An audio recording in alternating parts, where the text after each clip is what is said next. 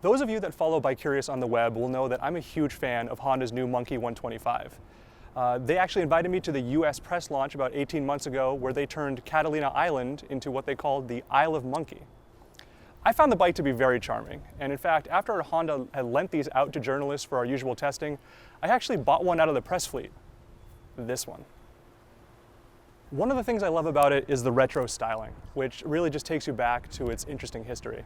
Did you know that the Monkey goes back to 1961 as a ride at the Taumatech amusement park?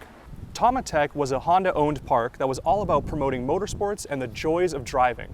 And the Monkey name came because, well, riders kind of look like them on the diminutive machines. The ride was so popular that Honda created a production version in 1964. In some markets it was called the Z50, here in the US it was called the Mini Trail, but everyone just calls it the Monkey Bike. It's been in production for almost 60 years, and during that time, Honda's made some cool limited editions. But today, I'm gonna focus on showing you the absolute coolest version of them all, the Honda Monkey Baja with the Africa kit. In 1991, Honda released a limited edition version called the Honda Monkey Baja, and it looks so cool thanks to the rally-style dual headlights. They were never officially sold in the US, but if you're lucky, you can find one that's been imported across the Pacific. Or if you're serious, leave a comment below and I can put you in touch with a couple of people that I know that specialize in bringing cool JDM stuff like this into the United States. Now, the Baja is cool, but Honda took it to a whole nother level when they created a bolt-on kit that turns the Baja into the Honda Monkey Africa. The core of the kit is this large one-piece bodywork that again just bolts on, as well as a decal that helps you match the paint on the front windshield here. Note that the tank is just a cover, so unfortunately you're not going to get what looks like 8 gallons of gas capacity here. In fact, if you come check this out, you really have to pop this little lid here, pop this latch, just to reveal the kind of underwhelming stock tank inside of there. Good luck trying to reach in there and get your nozzle to fill that up. It's also got a little trunk here. Same thing, you get a little flip latch, which reveals a tiny space, and a rack for extra practicality. There were some optional parts to the kit, like extensions to make the fender wider, as well as a skid plate, although those aren't on this specific model. In fact, this model has a few other variations from stock. The engine has an 88cc Takegawa big bore kit, a beautiful Takegawa exhaust, a clutch with a 4-speed rotary transmission, oversized oil cooler, bigger Cahin carb. I mean, you do what you need to do to go faster with the car, right? I already look kind of silly enough sitting on the Monkey, but on this, I suspect it's going to be a bit absurd. This is a bit absurd. In fact, if I try to reach from the peg, my knee is basically in the way of the bars. Now, anyway, normally with something like this, I try to do something stupid, like go across the country on it or try to do Barcelona, Vegas. But today, I'm just gonna throw my helmet on and kind of go around the block to give you an idea of what this looks like on the move. Let's go ride.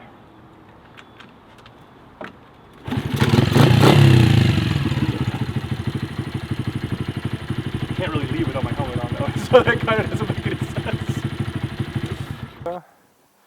It's going to make more sense to start this with my gear on, so we can just take off. Starts easy. See if we got lights, which we do. Not bad. Sweet horn. Got to do your safety inspections, people. And the turn signals, all right. I mean, we'll ignore the fact that this is not street legal, but it's got everything else there. And away we go, he says in neutral. So first impressions, oh my god. The position here, the clearance isn't ideal. If I have to turn left, I'm gonna knock my legs. But I mean, it rides well. Oh yeah, I can't turn. So I'm 6'2", and I'm gonna have to adopt a riding style which involves me going spread eagle in every corner. Alright, let's see. A little acceleration run here.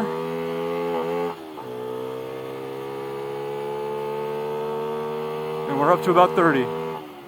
Flying.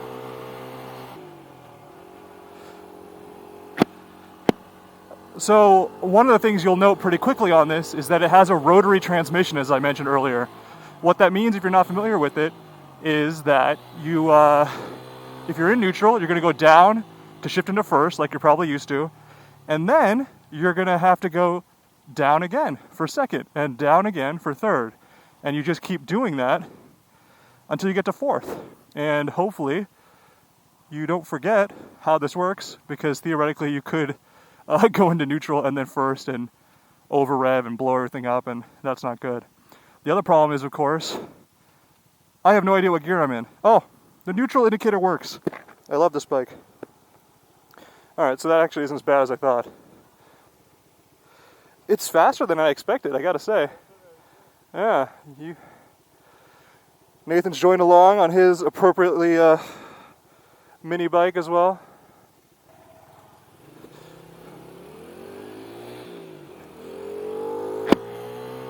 Second, third.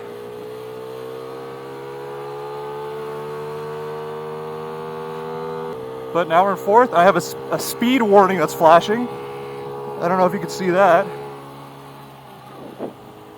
One thing I'm noticing is that I'm actually riding with my thumb up above, just because otherwise it bumps against my knee and it is difficult, to put it mildly.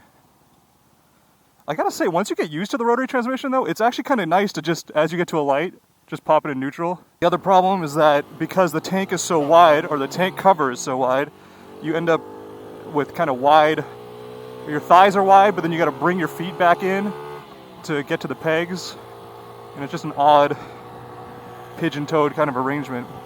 You're really hugging the tank on this, let's put it that way.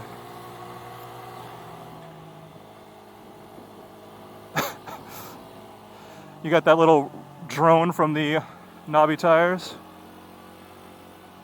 Okay, so think up. So I want to shift down to third. I got to go up. There we go. Up to second.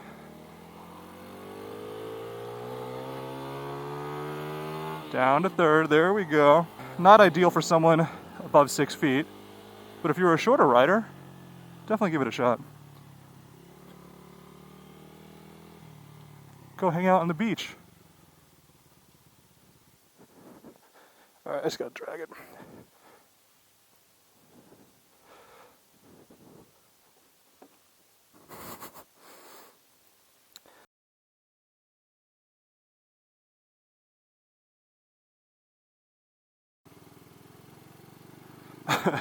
I just went into habit and shifted from first up into what I thought was second, but it's actually fourth. Thankfully, because this bike is so slow, it doesn't really matter. But yeah, I mean, it's kind of as you. I mean, look, it's slow, but it is a little bit peppy, up to 30 miles an hour or so. It's hilarious, and it's street legal. So there's a lot to love about this thing. Really, my only gripe, I'd say, is just from a safety standpoint. Tight turns like this, you gotta swing your leg out super wide to give yourself clearance. But other than that, it's really, really fun. You know, so you can ride it around, and then when you get home, you can just put it on display on your coffee table and call it a day. Not too bad. Well, thanks for following along on this lap around the block. Like I said, I wasn't going to go too crazy with this bike, and that's mostly true. I will have a little bit of madness as I go through the shop, but the reason why I'm trying to be good is this bike's actually for sale. That's right. As you may know, I'm a partner at Iconic Motorbike Auctions, and we're about to put this thing up on the block. So if you love this bike as much as I do, go ahead and check the link in the bottom, and happy bidding. Good luck. Thanks for watching.